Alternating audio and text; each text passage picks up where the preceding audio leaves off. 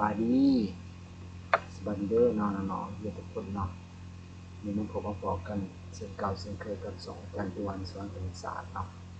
วันนี้อาจารย์จะพาน้องๆมาแก่บทฝึกหัดเนาะคณิตศาสตร์ชั้นม .4 มีสมุดที่1คือเก่าเด้อเนาะเอาก็ได้ที่เขามาใหม่ก็อย่าลืมกดไลค์กดแชร์กดติดตามเนาะให้สองอาจารย์เด้อเนาะเพื่อให้มีกำลังใจในการคลิปต่อไปเนาะก่อนอื่นจะไปรับชมคลิปเนาะฝากน้องๆเนาะกดไลค์กดแชร์กดติดตามเด้อเนาะ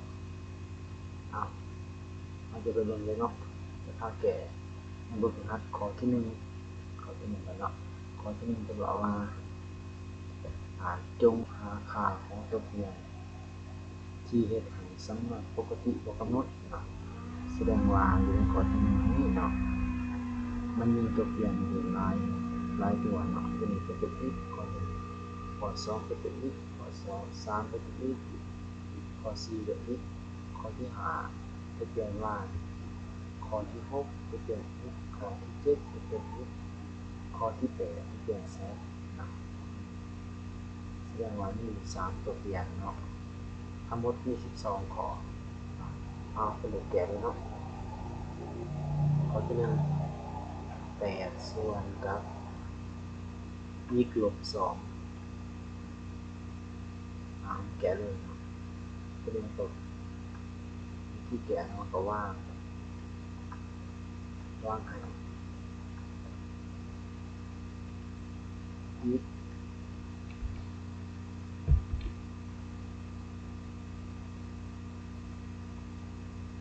ลบ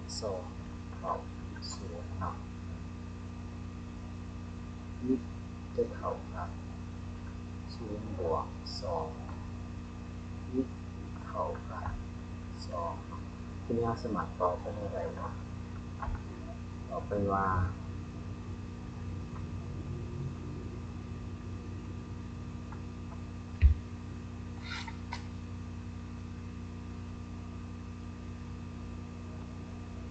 เมื่อ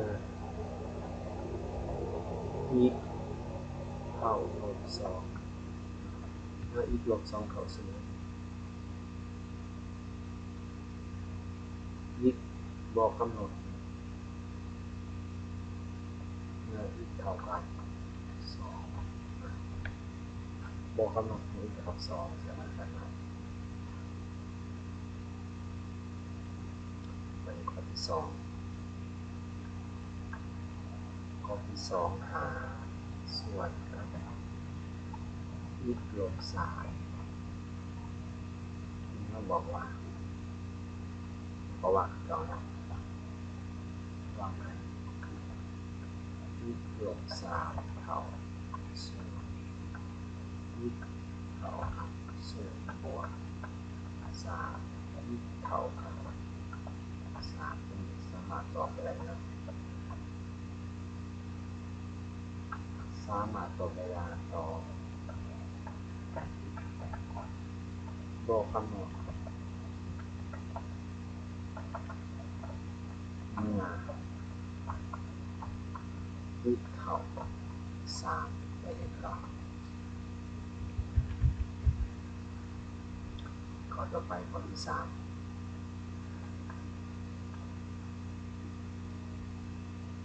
2ส่วน x เป็นลักษณะที่ใดวาง x เท่า0เป็นอย่างนี้เลยเนาะสามารถตอบได้ว่า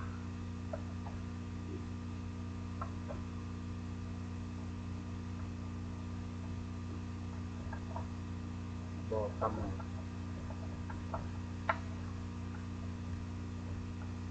เมื่อ x เท่า0สำเร็จเลยเนาะต่อไปเป็นข้อที่4ข้อที่4 3บวกกับ x ส่วนกับ x นี่ก็ว่า x เท่ากับ0 ว่าโดยเสน่ห์ตัวนี้เนาะมีแต่ไปเขาเอาผูกของมันเนี่ยเราเป็น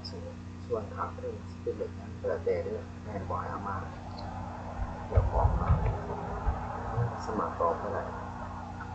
เอาไปว่าบอกกำหนด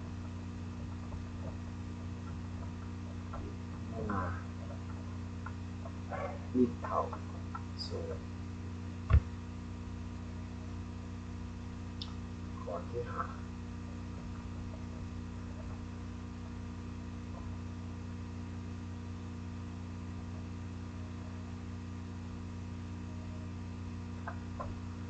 ข้อที่หาวายสีเหลืองฝั่งสีเหลืองเนาะเดี๋ยวสีใหม่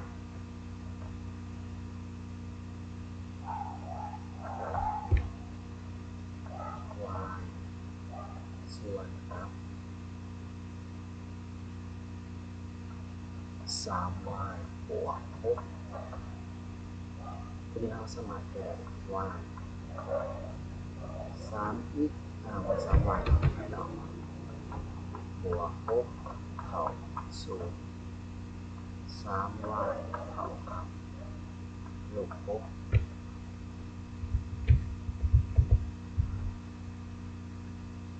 y เท่ากับลบ6ส่วน3อยากจะคูณติดกัน6หาร3ออกเป็น2แสดงว่าคำตอบเป็นลบ2 y เท่ากับลบ2ถ้าตอบไปได้ว่าบอกกำหนดเมื่อ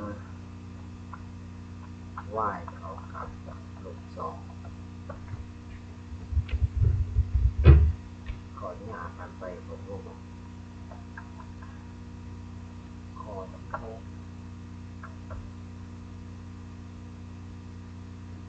2x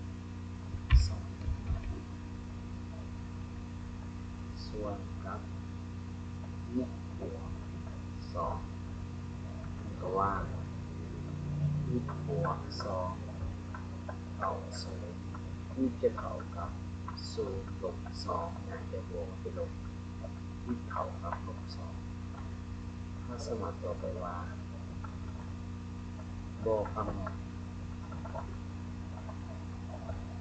เมื่อ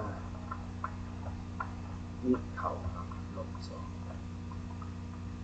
ยกไปก่อน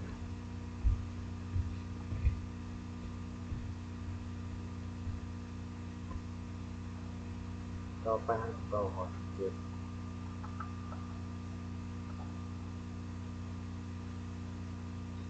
ข้อที่7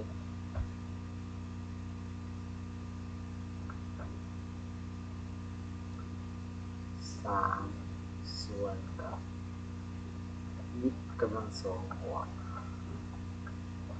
ว่า x กำลัง2บวกเท่ากับ0คุณกลายเป็นสมการกับ2เนาะสมการอย่างไรด้วย x กำลัง2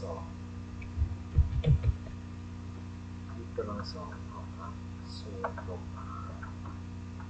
x กำลัง2เท่ากับลบ5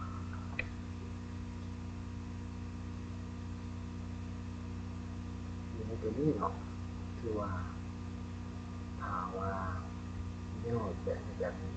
บนสมัครสองขาเพราะว่ามันบนสมัครสองขาอีกแบบบอกไปว่าบนสมัครสองขาอีกแบบ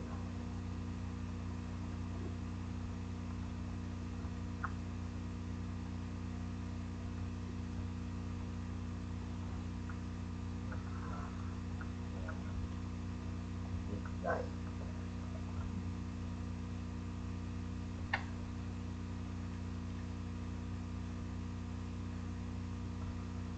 ข้อที่8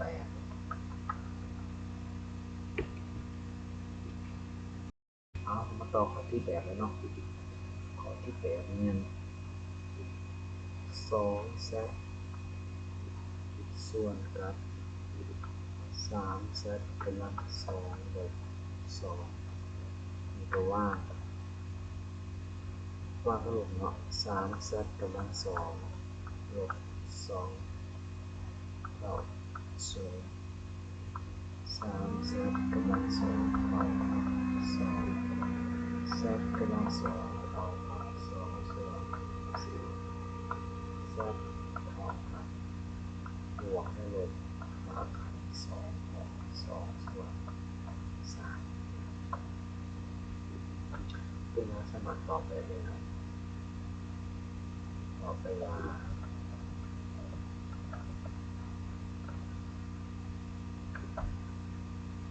บอกกำหนดเมื่อ z เท่ากับบวกและลบหารกัน2ของ2ส่วน3ไปต่อไปให้ต่อข้อที่เก่า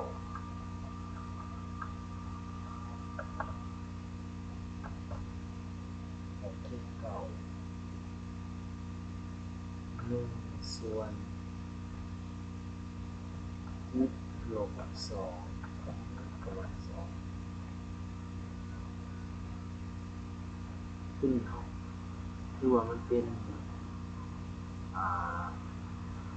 ที่กำลัง2ขึ้นครับกับบนเอาว่ายิบลบ2ทั้งหมดกำลัง2เข้าสู่ยิบลบ2เข้ากับ0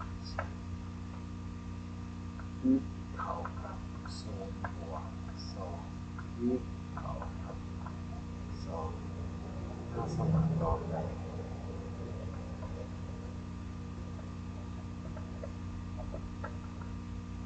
บอกกำหนด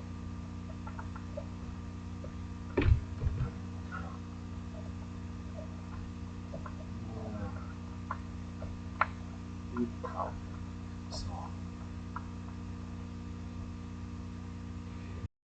ต่อไปตัวข้อที่10อีกส่วน2สำหรับข้อที่10นี้เราสามารถตอบไปได้อย่างไร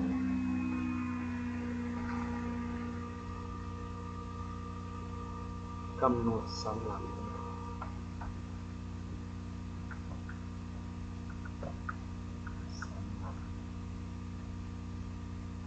ทุกๆนี่อะไรเกิดเนาะยิบนอนในตัวจริง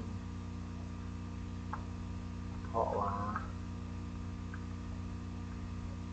2ต่างจาก0เพราะว่าเดี๋ยวมันจะมีตัวเปลี่ยนเนาะก็สามารถตอบไปได้เลยเนาะข้อที่11y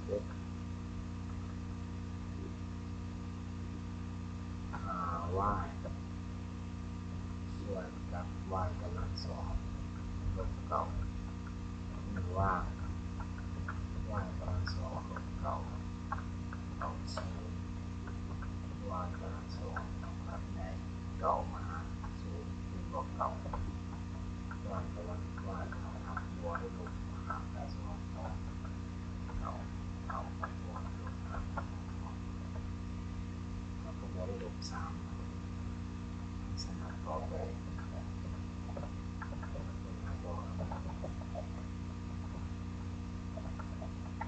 เมื่อ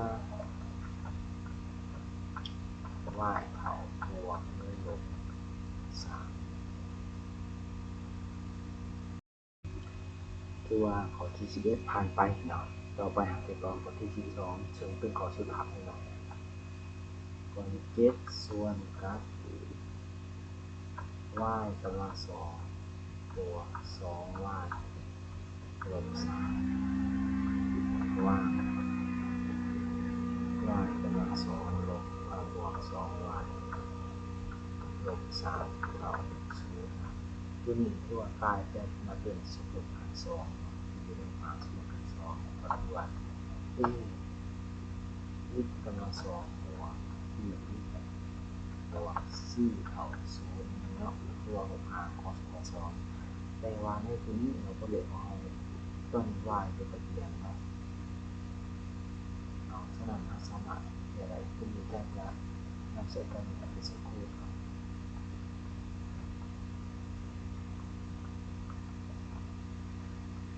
วายวายสร้างใหม่ในใดเนาะสามหนึ่งดังนั้นอาจารย์ใส่ลักษณะเอคูณบีเท่าศูนย์นะงานเอเท่าศูนย์และบีเท่ากับศูนย์นะที่เป็นเอกับบีเนาะก็ได้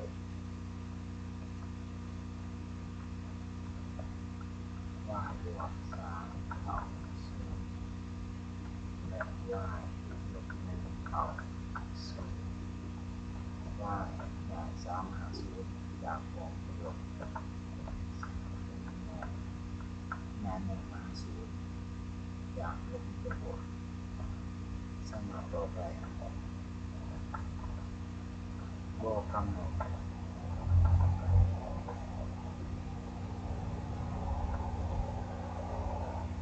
เมื่อ